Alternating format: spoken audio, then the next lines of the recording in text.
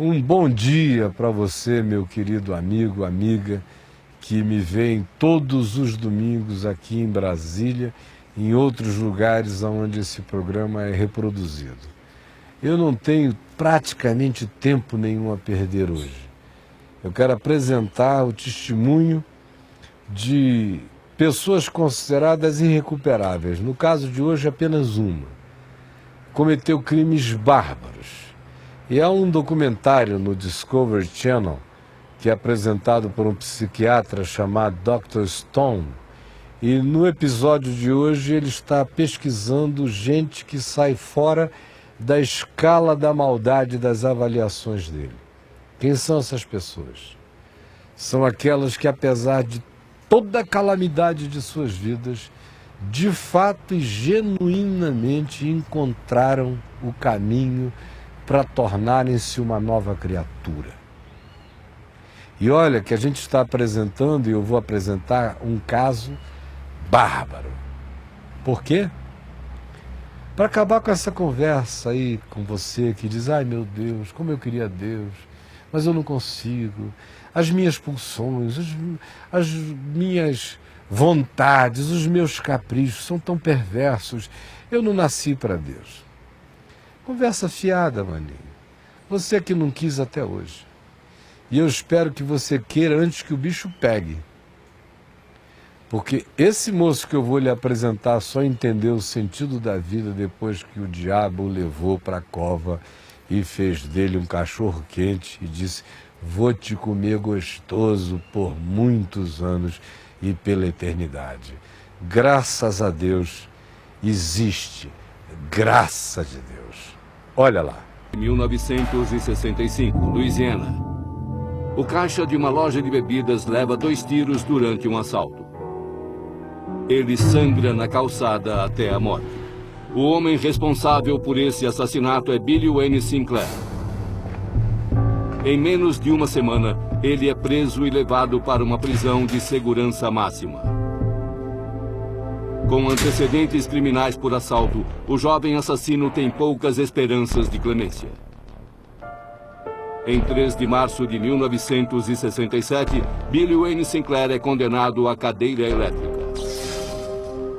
Sinclair passa mais de 5 anos no corredor da morte, aguardando a data de sua execução. Então, em 1972, a Suprema Corte decide que a pena de morte é uma punição cruel. E embora a decisão dure apenas 2 anos, ela muda o destino de Sinclair. Sua sentença muda de pena de morte para prisão perpétua. Mas a vida de Billy Wayne Sinclair não será atrás das grades para sempre. Apesar das oposições, em 24 de abril de 2006, Billy Wayne Sinclair sai em liberdade condicional. Ele diz ser um homem mudado. Pode um homem sentenciado à morte por seus crimes se redimir? Para explorar a ideia de redenção, o Dr. Stone viaja para se encontrar com Billy Wayne Sinclair. O que esse assassino condenado pode revelar sobre a possibilidade de redenção? Billy Wayne Sinclair oferece uma oportunidade única de falar cara a cara com alguém que não apenas cometeu um assassinato, mas que em um dado momento foi condenado à morte por seus crimes. O que ele pode me dizer sobre como tudo começou em sua vida? Sobre a experiência de tirar a vida de outra pessoa e sobre seus esforços para se transformar. Agora que está fora da prisão, o que ele pode me dizer sobre a possibilidade de mudança? Aqui eu posso sair e andar na rua porque as pessoas não sabem o que houve. Eles me veem como uma pessoa qualquer. Mas quais seriam os seus sentimentos se alguém dissesse, esse cara é um assassino condenado? Ele está em liberdade condicional. Como eles se sentiriam se soubessem disso? Num primeiro momento, a história de Billy Wayne Sinclair começa do mesmo modo que as dos outros assassinos que analisei. Billy Wayne Sinclair cresce na zona rural de Louisiana. Seu pai tem uma tendência à brutalidade e tenta afogá-lo na banheira quando tinha 18 meses. Quando criança, Sinclair vê seu pai bater na cabeça de um homem com um martelo. Aos 17, ele é preso por transportar um carro roubado pela fronteira. Quando jovem com pouca orientação ou direcionamento, Billy Wayne Sinclair absorve os valores do submundo do crime. De certo modo, ele se firma como criminoso dentro da prisão. Essas experiências tornam-se a base para ele distinguir o certo do errado. Depois de um tempo na prisão, Billy Wayne Sinclair surge como um criminoso endurecido. 5 meses mais tarde, ele rouba uma loja de conveniência. 2 balas do revólver calibre 22 acertam um vendedor. Enquanto Sinclair foge, o homem sangra até a morte. Eu não tinha que estar naquela loja. Eu estava na loja por pura cobiça. Eu estava lá para pegar algo que não pertencia a mim. Estava lá privando aquele homem de seu direito de ganhar a vida. Sinclair é rastreado e preso. Primeiro é condenado à morte e depois sentenciado à prisão perpétua. Agora o futuro de Sinclair significava uma vida atrás das grades. Eu vi vários homens serem mortos da prisão durante a minha pena. Eu vi muitos estupros, roubos, armas, espancamentos, agressões. E não havia nenhuma lição moral, além de fique de boca fechada. Essa visão moral atinge seu ponto mais sombrio com o suicídio de seu melhor amigo e presidiário, Billy Ray White.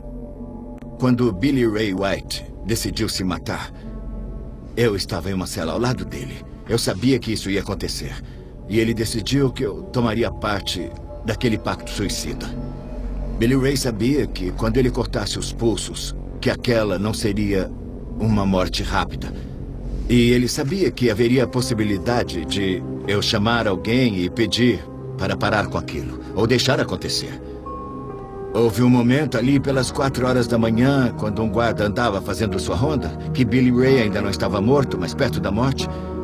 Eu deixei o homem passar e deixei Billy Ray morrer. Mas o que eu jamais saberei é se aquilo foi o modo de ele dizer: você será um bom prisioneiro ou será realmente um bom amigo? E no fim, eu escolhi ser um bom prisioneiro. Mas não há um dia em minha vida, desde aquela época, que eu não me lembre de que fiz uma coisa terrível. Eu era o único que podia pôr um fim naquilo. E não fiz nada. Eu deixei morrer. Pode-se dizer que eu tomei parte daquele suicídio, que ajudei a matar Billy Ray. E não tem nada nesse mundo que possa corrigir isso. O suicídio de um amigo próximo é o começo de uma mudança para Sinclair, que o força a se confrontar com o mal dentro dele. Então, a essa altura, eu percebi o que eu tinha feito. O Dr. Michael Stone visita um assassino condenado, Billy Wayne Sinclair. Ele quer examinar a natureza da transformação de Sinclair e determinar se a redenção é possível para um assassino. Para Sinclair, a morte de um amigo o força a confrontar-se com suas escolhas e ações. Acho que o que aconteceu foi uma evolução, uma maturação moral, onde eu comecei a desenvolver meu próprio senso de moralidade, de certo e errado. Conforme eu amadurecia, quando comecei a mudar, a maturação moral ocorreu. Uma espécie de reabilitação. Sinclair logo descobre que não suportaria sua reabilitação sozinho. Em 1981, uma repórter entrevista Sinclair. Tocada por sua amabilidade e inteligência, eles iniciam um relacionamento que evolui para um casamento dentro da prisão. Quando conheci Jody, eu nunca havia sentido o amor de uma pessoa que fosse tão altruísta, tão generosa. Uma pessoa tão dedicada que a única coisa que lhe importava era meu bem-estar. Nas 2 décadas seguintes, Jody Sinclair luta pela libertação do marido. É uma experiência que transformaria o condenado. Ter uma pessoa que o ama com esse tipo de devoção, com toda essa magnitude. É maravilhoso. Será que eu estava à altura de tudo que ela achava que eu era?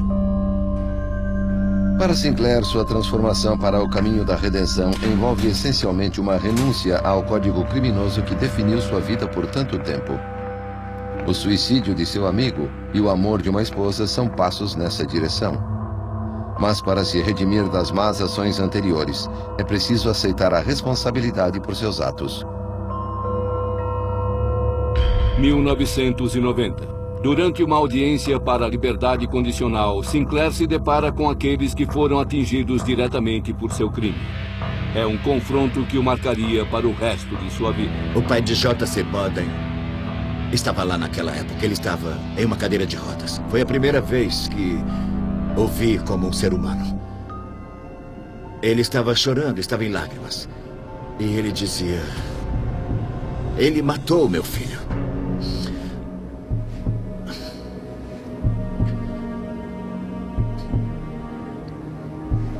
A partir daquele momento eu percebi o que eu tinha feito. Aquilo o atingiu emocionalmente em vez de intelectualmente? Eu matei o filho daquele homem.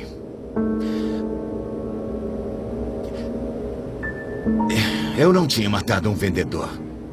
E pela primeira vez na minha vida, isso é uma pena. É uma pena que eu tenha levado 25 anos para compreender realmente, de forma concreta e humana, em termos morais, o que eu fiz naquela noite de 5 de dezembro de 65. Mas eu jamais esquecerei aquele senhor dizendo: ele matou meu filho. Nenhuma declaração de responsabilidade e nenhum tipo de punição vai trazer alívio para o sofrimento daquele homem. É um momento que Billy Wayne Sinclair carrega consigo até hoje. Sei que quando eu morrer, ao avaliar a minha vida, a soma de tudo que fiz, o ponto central, a única coisa que sempre estará acima de todo o resto, acima de tudo, foi o que aconteceu entre mim e JC na noite de 5 de dezembro de 1965. Billy Wayne Sinclair cumpriu 40 anos pelo assassinato de J.C. Boden. Hoje, ele é um homem livre que trabalha como auxiliar em um escritório de direito. Billy Wayne e Jody continuam casados e felizes. Tudo que eu torço para conseguir agora em liberdade, a coisa mais importante é todos os dias poder levantar e ir para o trabalho. E fazer o que eu devo fazer. E todos os dias, dia após dia, cumprir as responsabilidades que toda pessoa em sociedade tem a necessidade ou oportunidade de realizar. Dada a natureza do crime de Billy Wayne Sinclair, inicialmente eu o colocaria no nível 6, dos que matam por ímpeto e de cabeça quente.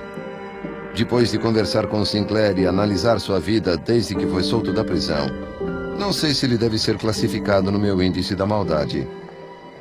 É evidente que Billy Wayne sofreu uma transformação em sua vida. E é isso que o Evangelho faz.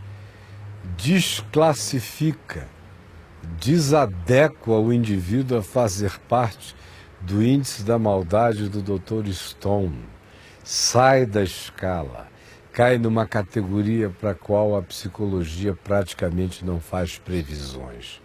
É uma pena que a gente viu só esse pedacinho, mas a declaração do psiquiatra cada vez mais era: eu estou lidando com um campo que a minha área de trabalho não compreende bem. A gente já compreende muito melhor os mecanismos da maldade humana do que a gente consegue compreender o fenômeno da redenção. Está para além da explicação. Ele diz: eu só sei é que quando esse fenômeno acontece, o impensável se realiza, como foi o caso aqui do Sinclair, que saiu do índice da maldade para uma categoria de ser que ele não conseguia nominar o psiquiatra e que o Evangelho chama de nova criatura, de redenção. Eu passei muitos anos da vida lidando com presidiários, mas a experiência mais rica que eu tive foi durante 3 anos e meio, a pedido do governador do estado do Rio de Janeiro, visitar os presidiários de Bangu 1. Antes de existir Bangu 2, Bangu 3, Bangu 4, só existia Bangu 1. Era o bunker das calamidades. Os 48 presos considerados mais monstruosos do Rio estavam ali. Eu fiquei 3 anos e meio indo toda terça, toda quinta, batizei 12 deles, dei emprego para 3 ou 4 deles, levei o Gregório Gordo para trabalhar no meu escritório, onde ele trabalhou 7 anos, botei as filhas do Escadinha para estudarem, porque nenhum colégio queria dar a elas nem o lugar do ensino, nem o banco para aprender. Ajudei a mulher do William, professor, uma advogada que se apaixonou por ele na prisão. Hoje o William está solto da prisão. Lidei com o japonês que já morreu, com a esposa e a família dele, viciados em pó, internando-os em clínicas para ajudá-los. Então houve aqueles que se recuperaram, houve aqueles que melhoraram, que eu não poderia dizer, houve uma redenção profunda, mas na vida deles houve uma desistência, uma espécie de aposentadoria da criminalidade. Vários eu vi aposentarem-se. E há aqueles que estão aparentemente para além da reversibilidade. São almas tão encruadas na maldade, na psicopatia, e orgulham-se tanto da sua falta de afetividade que eles ouvem e se tornam meio impermeáveis, sem falar naqueles que sofrem de graves problemas mentais ali dentro, de alguns horrivelmente oprimidos pelo diabo. Mas todo mundo é gente. E se você dedica a vida a lidar com eles, o que você descobre é que o pior deles inicia um processo de humanização, de pacificação. Eu chegava lá em Bangu 1 e eu via a carceragem inteira panicada, com medo que eu fosse sequestrado. E eles viam que eu não tinha medo de nada, nem de ninguém, de nenhum deles, e que eu estava andando ali sabendo quem me acompanha. Logo, logo eles entenderam que eles estavam lidando com um assombrador de assombrações, com um homem que não tem medo da morte, vai ter medo de quem? E logo, logo ficou todo mundo no meu colo. Celcinho da Vila Vintém, matador, apavorante, ia chorar de depressão lá no meu colo. Paulo Maluco, irmão do Escadinha, todo mundo tinha medo dele. Eu, Canã, o matador danado, entrava em desespero, vinha falar comigo. Então você está olhando aqui para um homem que não tem teorias a esse respeito. Eu passei a minha vida inteira metendo a mão na bagaça e crendo de todo o coração nisto que eu vou ler a você. Para concluir, eu vou ler em 2 aos Coríntios, no capítulo 5, que diz o seguinte, verso 11: E assim, conhecendo o temor e o amor de Deus, eu, Caio, eu, Paulo, eu que creio, nós persuadimos os homens. E somos cabalmente conhecidos por Deus, e espero que também a vossa consciência nos reconheça. Nós não estamos nos recomendando a nós mesmos. Pelo contrário, o que estamos dizendo é que essa loucura que existe em nós, e no meu caso que existe em mim, é resultado do amor de Cristo, o único poder de me regenerar, de me transformar de lagarta venenosa em borboleta migratória do amor de Deus. O amor de Cristo é que faz isso.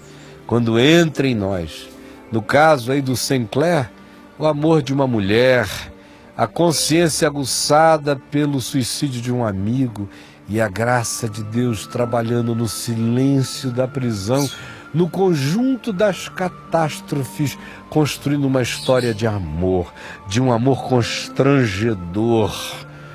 A palavra grega usada aqui por Paulo para constranger é diarreia. O amor de Cristo é diarreico. Quando ele bate na gente, ele convulsiona as vísceras, ele vira a gente do avesso. Quando entra em nós uma compreensão, que é a compreensão da graça, do favor imerecido de Deus, do amor unilateral de Deus em nosso favor, que nos conta a seguinte história. Que é Jesus, morreu por todos. Logo, quem crê nele, com ele morreu, está morto. Não há mais culpa para quem já morreu, seus débitos estão cancelados. Quem crê em Cristo morreu com Cristo. E ele, Jesus, morreu por todos. Para quem? Para que os que hoje vivem não vivam mais para si mesmos, mas para aquele que por eles morreu e ressuscitou. Esse é o poder da redenção, da regeneração. E Paulo prossegue e diz, assim que nós, daqui por diante, não conhecemos a ninguém segundo a carne, nem com Jesus a gente tem uma relação histórica, só que diz, eu creio no Filho de Deus que nasceu numa manjedoura da Virgem Maria, que andou por aí fazendo bem, que não foi compreendido, que foi morto numa cruz e ressuscitou ao terceiro dia. Isso aí ainda é conto da carochinha, mano. A gente está sendo chamado, não é para conhecer a Jesus segundo a carne, é para deixá-lo entrar em nós. É para o milagre que transforma a lagarta em borboleta, é para a regeneração, é para um novo Gênesis, é para uma graça que só Deus opera, que nenhuma psicologia realiza, nenhum profissional da mente consegue gerar. Eles conseguem produzir lavagem cerebral, mas uma nova criatura, não. Não e não. Nós, no entanto, que sabemos e conhecemos a Jesus não segundo a carne, mas por uma experiência de amor, sabemos que o resultado disso é este. Paulo conclui dizendo, assim, por causa disto, se alguém está em Cristo, é uma nova criação, começou um Gênesis novo. O ser vai se regenerando, a mente, a alma, o espírito, o caráter. É um milagre que laboratório não faz. Só o Espírito Santo no coração de quem crê e diz, eu quero, eu me entrego, eu desisto, eu me abandono no teu amor. Assim, quando isso se estabelece, as coisas antigas já passaram. Eis que tudo se fez novo. Meu querido amigo, minha querida amiga, eu espero de coração que esse testemunho do Sinclair tenha entrado em você com força e que essa palavra do Evangelho mostre que há esperança para todos. Talvez haja alguém ali me dizendo, eu estou fora desse barco, eu estou para além do alcance do amor de Deus.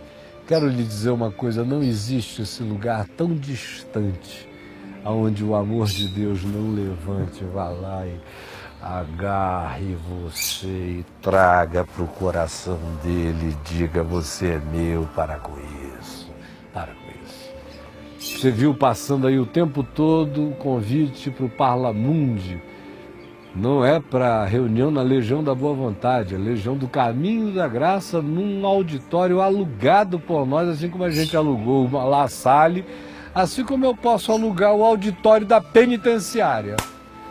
Quem faz o lugar somos nós, e quem não entende isso é frouxo. E se a gente que anda me ouvindo há muito tempo, que está dizendo, eu não vou lá porque é um lugarzinho diferente, não apareça não, você não me compreendeu até hoje. Quem já entendeu o Evangelho sabe que as portas do inferno não prevalecerão contra ele, exceto para o medroso. Mas você está olhando aqui para alguém que está em Jesus mesmo e que quer discípulos de Jesus que não sejam afrescalhados, nem amedrontados, nem preconceituosos, nem bobinhos.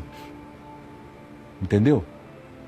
É com você que eu estou falando. hoje, 18 horas, no Parlamundo, eu vou estar lá orando pelos doentes e depois pregando o Evangelho, o mesmo que eu prego aqui e prego no mundo inteiro, e ninguém tem o poder de alterar uma vírgula. Entendeu também? Estou esperando você lá, tá legal? Vou me levantando aqui. Deus abençoe. Domingo, hoje, aguardo você às 18 horas no Parlamundo. Tchau.